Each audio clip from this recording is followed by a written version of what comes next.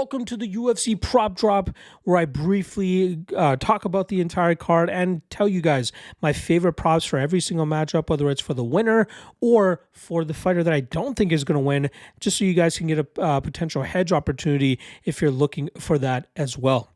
All right, let's get right into this matchup. First fight up, Fatima Kline going up against Melissa Martinez. Probably a grappler versus striker matchup kind of a format here. I think we'll see Kline strike with Martinez for a little bit, but I think it's just a matter of time before she looks to drag this to the ground, and I think she is far superior to Martinez on the mat, which should lean to Kline winning this fight inside the distance. A little, minus 115. I was hoping for some plus money there, but that doesn't seem to be the case. But you can get plus money on the under 2.5, which currently sits at plus 110. So that might be the better way to take it if you want to get this Kline inside the distance line, especially when you consider that she's minus 1,400 on the money line. On the flip side, if Martinez wins, she's not much of a finishing threat. I'd be surprised if she catches Kline with anything. I think if she wins, it's just picking apart Kline from distance, with this primarily being a striking battle, and you can get her to win by decision at plus 1,200, but I'd be very surprised if that ends up being the result here. All right, next up, we got Mike Beast Boy Davis going up against Mitch Ramirez. Big favorite here in Mike Davis, but I think he will make it look that way as he finishes Ramirez within 2 rounds. You can currently get the under 2.5 at minus 160.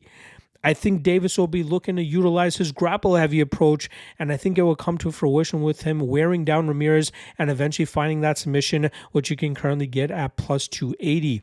On the flip side, I think if Ramirez wins, it probably comes by knockout. Maybe he clips Davis when Davis is not expecting it, and you can get Ramirez to win by knockout at plus 1,600. All right. Moving over to the heavyweight division, we got Kennedy Nzechukwu going up against Walter Walker. And Nzechukwu looking to pull off his 3rd victory at the weight class. And I think it looks with him defending the takedowns of Walker, picking Walker apart on the feet, and edging him out on the scorecards, which you can currently get at plus 250. For Walker, it seems like he's dead set on trying to heel hook every and all opponents, and you can get him to win by submission at plus 650. But I think the Nigerian fighter will go out there and pick him apart and win this fight on the scorecards. All right, next up, we got Eduarda Moura going up against Lauren Murphy. Still puzzled as to why Moura is such a giant favorite here. I get it. Murphy's 40, 42, 41 or something like that. She's coming off a long layoff. She's had some injuries and surgeries to deal with. But if she comes back even looking 70%, 75% of what she used to, this is a tough out for Moura. If Moura is unable to get the early finish here, Murphy will push her and command the pace of this fight, causing Moura to slow down late, just as we've seen her in the past. I think Moura will get the dub ever so slightly. For her to win by decision is currently sitting at minus 165, not a playable line at all. But on the flip side, the other props are the ones that I'm really looking at, with Murphy to win by decision at plus 700. I think just taking her money line might be the best way. But if you want a real long shot, Murphy to win in round 3. We know Moura slows down. We know Murphy can put on that pressure, and she has that cardio advantage. Murphy round 3 currently sits at plus 3,700. Might be worth a little bit of a sprinkle there. All right. Next up, we got Chidi Njokuani going up against Jake Matthews. I'm fully expecting Njokuani to continue his winning ways at welterweight, earning his, I believe, 4th victory now at the weight class. I think he picks apart Jake Matthews on the feet, treads around at distance, utilizes his teep kick to keep Matthews at bay, and I think we see Njokuani win this fight on the scorecards, which you can currently get at plus 170. Conspiracy theory take here would be if Matthews shoots for desperation takedown. Njokuani is a BJJ black belt and has those long, lanky arms for a reason, and he might be able to snatch up a Darce or Anaconda choke here on Matthews if Matthews shoots some very lazy takedowns, which he might start to do later on in this fight with him getting picked apart in the first 2 rounds. But I think it'll ultimately be Njokuani who wins this on the scorecards. On the flip side, Matthews, can he knock out Njokuani? That's kind of been the flaw in Njokuani's game, especially up there at middleweight. You can get Matthews to win by knockout at plus 700. but I wouldn't get too confident about that, especially when you consider that Matthews has only won by knockout twice in his 11 years with the promotion. And then also, if Matthews is successful with his wrestling and can keep Njokuani on his back, you can get Matthews to win by decision at plus 300. All right. Next up, we got Chris Curtis finally going down to welterweight, which is where he spent the majority of his career before coming to the UFC. He's taking on Max Griffin. I think this is a perfect matchup for Curtis to showcase why he'll be so dangerous at welterweight. Maybe not to the point where he gets a title shot, but at least showcasing that he can go out there and squash guys like Max Griffin. I think this will lead to Curtis getting enough pocket exchanges out of Griffin to produce a knockout victory, which you can currently get at plus 300. If Griffin wins, probably treads at distance, tries to pick apart Curtis from range, maybe mix in a few takedowns, but I think that's going to get harder for him to do, especially as we get into deeper water. But if Griffin wins, I think it probably comes on the scorecards, which you can get at plus 500. Now here's my, the one that I'm really going out there for in terms of picking a side. We got Tokkos going up against Junior Tafa. I'm really feeling Tokkos in this matchup. I think he knows the assignment here. I think he knows that he should go out there, look to get this to the ground ASAP, and his BJJ black belt will come in handy, and I think that will allow him to overwhelm Tafa on the mat, and that will lead to Tokkos getting that quick submission. You can get Tokkos to win by sub at plus 500. You can get Tokkos to win round 1 sub at plus 1200. Really, really liking that line there. On the flip side, if Tafa wins, probably comes by knockout, but that line is only sitting at minus 115. All right. A ton of fighters switching weight classes in this matchup, or at least have recently switched weight classes. But this one, Vitor Petrino going up to heavyweights, taking on Austin Lane. Everybody's expecting Petrino to starch Lane. You can get Petrino to win by knockout at minus 230. Lane often has a strong first round and then falls short in that second round. So you can get Petrino to win by knockout in round 2 at plus 340. So, bit of a, I wouldn't say a long shot, but a little bit of a gamble there, and trying to go with the trend of how Lane has been losing in most of his fights recently. On the flip side for Lane, if Petrino's power does not transfer well to the heavyweight division, maybe Lane goes out there and puts enough of a pace on Petrino and actually ends up winning this fight on the scorecards, which you can get at plus 1500. People only want to remember Lane getting knocked out, but you overlook the fact that he won the first round against Jonata Dinas pretty dominantly. He won this first round against Mario Pinto by hurting him repeatedly in that first round, but in both those fights he got knocked out in the second round.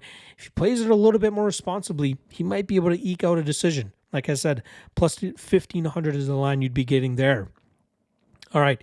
Next up, we got Morgan Charriere coming in against Nate the Train Landwehr, looking to be successful on home turf here. Unfortunately, I think he's going to be behind it in terms of the power that he's going to be eating from Charriere, not to mention some of the grappling we'll see from the Frenchman as well. I don't have a boatload of confidence in this, but I think this fight ends up hitting the scorecards. You can get Charriere to win by decision at plus 155, but if Landwehr is able to nullify the power of Charriere and utilize more output and volume, he might be able to win a decision as well. You can get that at plus 450. All right, next up, we got Calvin Kattar going up against the streaking Steve Garcia. You got Kattar on a 4-fight losing streak. You got Garcia on a 5-fight winning streak, with all of those wins coming by knockout. But Kattar is one tough SOB to put away. Never been knocked out in his career besides that TKO injury loss he has to Arnold Allen when he injured his knee. But we know he can take a big punch, and he can definitely throw back with just as much heat. For this fight to end in KO, you can get minus 165, but I think it's actually going to be Calvin Kattar that counters Garcia effectively here and eventually finds a big shot to put him away. You can get Kattar to win by knockout at plus 210. On the flip side, if Garcia wins, I don't see him winning by submission. I don't see him winning by decision. It would have to come by knockout, which is going to be a very tough ask, and I would want a better line than plus 210, which is the one that you're going to be getting here if that's what you're looking to back. But I think it's going to be Kattar who ends up getting that knockout victory. All right, co-main event here, as we have rising prospect / contender Gabriel Bonfim taking on a former UFC title challenger Stephen Wonderboy Thompson. Now, the last time Thompson fought in Nashville, I believe it was a headlining act against Anthony Pettis, who was coming up to 170 pounds, and Thompson was winning 95% of that matchup before he got Superman punched at the ending of the second round and got knocked out there. Now here against Bonfim, he's going to be dealing with a guy that's a good striker, but an even better submission specialist, and I think that's what's going to come to fruition as Bonfim eventually gets that body lock takedown, advances to a dominant position, and finds that submission against the Wonder Boy. You can get Bonfim to win by submission at plus 155. On the flip side, if Thompson wins, might be able to knock Bonfim out, but I think a large part of it would be him picking apart Bonfim from distance and winning this fight on the scorecards, which you can currently get at plus 550. All right, main event time. Derek Lewis going up against Teixeira, who is headlining his first UFC card in his second fight with the promotion. When you're undefeated and knocked out all of your opponents in the first round, I guess that's what it gets you. But you are going to be fighting one of the toughest and the leader in heavyweight knockouts, I believe, Derek Lewis. All of Derek Lewis's fights are as volatile as the next. Either he gets finished quickly, he gets the finish quickly, he gets grinded out and then comes back and gets the finish himself. It's no telling which way Lewis's fights can go. But he'll always have that nuclear option to find that chin of his opponents. And you can get Lewis to win by knockout at plus 310, which is, in my opinion, the most likely outcome if he ends up winning. Teixeira to win by knockout is currently sitting at minus 155. But the part of Teixeira's game that a lot of people are overlooking is the fact that he's a BJJ black belt, and he might be looking for that arm triangle against Lewis if he's able to get that top position. And you can get Teixeira to win by submission at plus 700.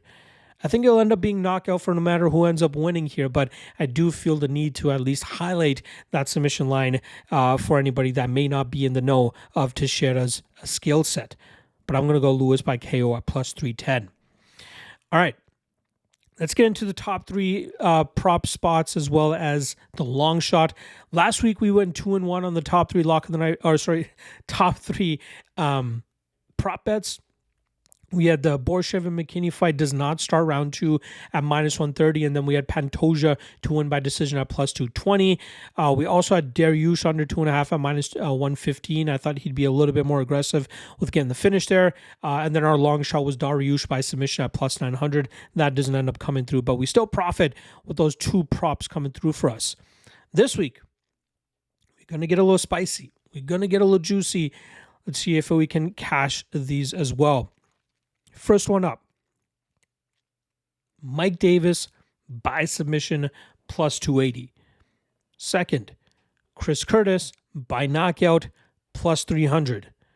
Third one, Calvin Kattar by knockout plus 210. And the long shot, I'm going to plant my flag here, Tokkos, round 1, submission plus 1200. There you guys go. Prop drop for UFC Nashville, and that marks the end of the content for UFC Nashville. We'll be back on Sunday to break down UFC 318, which is headlined by Dustin Poirier's retirement fight as he takes on Max Holloway for the third time. I've already broken down half of those fights on the Lock of the Night Patreon page, and I've already locked in my Lock of the Night play. So you guys can find that all on the Lock of the Night Patreon page, link in the description below. Otherwise, I will see you guys Sunday for those breakdowns. Good luck on all your action this weekend, folks. I'll see you guys then. Peace.